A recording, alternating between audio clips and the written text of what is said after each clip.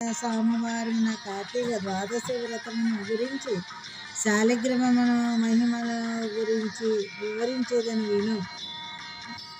వినుమని వశిష్ఠ మహామునికి ఈ విధముగా తెలియజేసింది. కార్తీక సోమవారం నాడు ఉదయముననే లేచి కాలకృత్యములు తీర్చుకొని నదికి వెళ్ళి స్నానం చేసి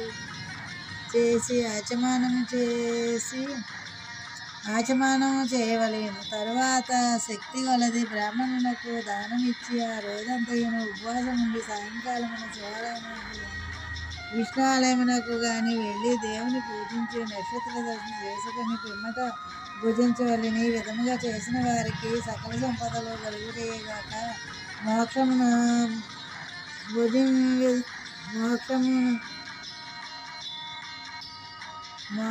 కూడా కలుగును. కార్తీక మాసములో శని త్రయోదశి వచ్చిన యెడల నా వ్రతం ఆచరించిన వారు 100 రెట్లు ఫలితము కలుగును. కార్తీక శుద్ధ ఏకాదశి రోజున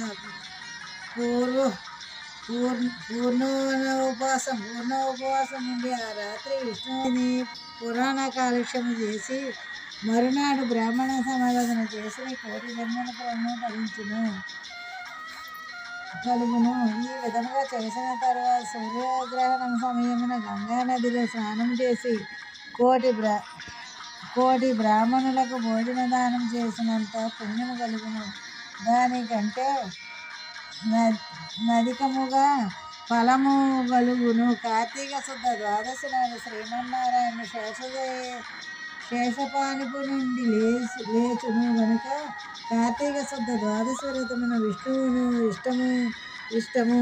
ఆ వెండి టెక్కలు తగిలించి దూడ తోకకు బ్రాహ్మణులకు దానమిచ్చిన యెడల ఆయువు